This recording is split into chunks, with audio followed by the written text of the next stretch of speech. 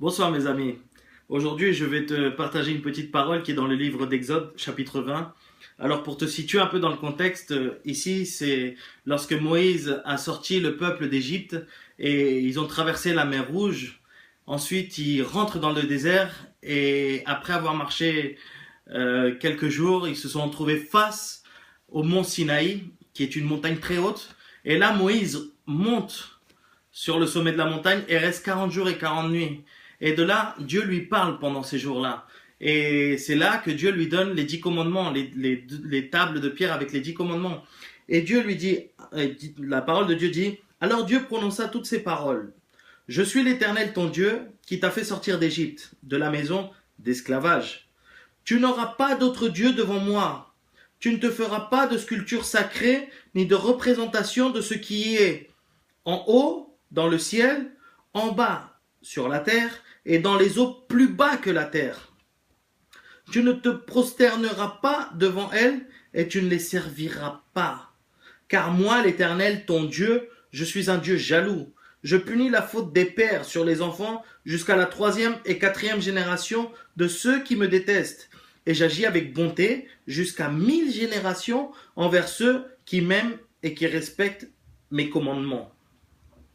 Alors là, Dieu, le premier commandement, les premières paroles que Dieu a données à Moïse, c'est vraiment de l'adorer lui, de l'adorer réellement, de ne pas se faire d'image, ni de statue, ni d'idole, et de ne pas les servir.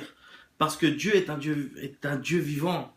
Dieu n'est pas un Dieu, Dieu n'est pas une image, il n'est pas un bout de bois, il n'est pas un bout de pierre non plus. Dieu, ce qu'il veut réellement, c'est que tu puisses l'adorer, c'est que nous puissions l'adorer en esprit et en vérité. Je veux te partager une autre parole qui est dans le livre d'Ézéchiel, dans le livre d'Isaïe, chapitre 44, verset 9. Et tu vas voir que c'est simple, il n'y aura même pas à l'expliquer. Car il est écrit, Dieu a dit, ceux qui fabriquent des sculptures sacrées ne sont tous que vides. Et celles qui font leur plus grand plaisir ne servent à rien. Du reste, elles en témoignent elles-mêmes. Elles ne voient rien et ne savent rien, si bien qu'ils seront couverts de honte. Qui est-ce qui façonne un dieu ou coule une sculpture sacrée pour n'en retirer aucune utilité? Tous ses associés seront couverts de honte. Les artisans ne sont eux-mêmes que des êtres humains. Qu'ils se rassemblent là, qu'ils se présentent tous, et tous, ensemble, ils seront tremblants et couverts de honte. Pour confectionner une hache, le forgeron travaille avec des braises, et il la façonne à coups de marteau. Il la travaille d'un bras vigoureux. Cependant, il suffit qu'il ait faim, et le voilà sans force. Qu'il n'ait pas bu d'eau, et le voilà épuisé. Le charpentier étire le ruban à mesurer, il fait un tracé à la craie et travaille le bois au ciseau, tout en faisant des marques au compas. Il le travaille sur le modèle d'un homme, d'un être humain dans toute sa beauté, pour qu'il soit installé dans un temple. On parle carrément des figures qu'on met dans les temples. Pour cela, il se coupe des cèdres, ce qui veut dire des arbres. Il se procure des chênes et des grands arbres qu'il choisit bien vigoureux dans la forêt. Il plante des pins que la pluie fait grandir. L'homme utilise ces arbres pour faire du feu. Il en prend une partie pour se réchauffer et il en brûle aussi pour faire cuire son pain. Cependant, il les utilise aussi pour se fabriquer un dieu qu'il adore. Il en fait une statue devant laquelle il se prosterne. Il brûle la moitié de son bois afin de pouvoir manger de la viande, préparer un rôti et se rassasier, et il l'utilise aussi pour se réchauffer et dit « Ah, je me chauffe, je vois la flamme !» Et avec le reste, il se fait un dieu, une sculpture sacrée. Il se prosterne devant lui et l'adore. Il lui adresse des prières en s'écriant « Sauve-moi, car c'est toi qui es mon Dieu !»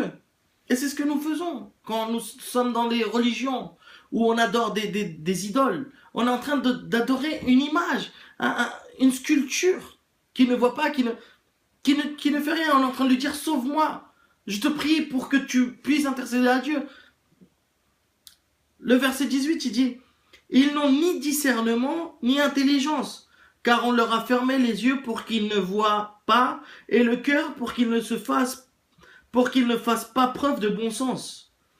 Il ne se met pas à réfléchir, il n'a ni le discernement, ni l'intelligence de se dire « j'ai brûlé une moitié du bois, j'ai cuit du pain sur ces braises, j'ai rôti de la viande pour la manger, et avec le reste je ferai une horreur. Je me prosternerai devant un morceau de bois. » Il se nourrit de cendres, son cœur s'est laissé tromper à l'égard, et il est incapable de se livrer lui-même et de dire « n'est-ce pas une fausseté que j'ai dans les mains ?» Mon frère, ma sœur, Dieu est un Dieu jaloux. Et Dieu n'est pas un bout de bois ou une image, sache-le bien. Dieu est réel et Dieu est esprit. Et ce qu'il adore, l'adore en esprit, en vérité. Jésus, quand il est venu sur terre, il n'a pas dit « venez, on va faire une religion ». Non. Et il n'a pas dit « allez adorer ça, allez adorer ça ». Non. Il a dit « ceux qui adorent le Père doivent l'adorer en esprit et en vérité ».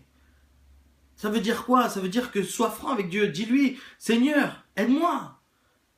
En vérité, ça veut dire quoi? Ça veut dire, il y a des choses que c'est dur, c'est difficile. C'est difficile de surmonter une offense, c'est difficile de surmonter une trahison. C'est difficile de pardonner quelqu'un, mais quand tu lui dis, Seigneur, aide-moi à pardonner. Moi, j'arrive pas, mais aide-moi à pardonner. Et Dieu le fera. Ça, c'est avoir une relation en vérité avec lui, être sincère avec Dieu. Tu vois, c'est pas aller demander une sculpture qu'elle te sauve. Non, c'est pas ça. Donc voilà, moi j'ai rien contre les religions, mais sache que la parole de Dieu, elle dit autre chose. Elle dit qu'il faut adorer Dieu en esprit, en vérité. Donc voilà, je te souhaite une excellente soirée, une excellente journée. Je te laisse cette petite réflexion et que Dieu te bénisse. À bientôt. Ciao, ciao.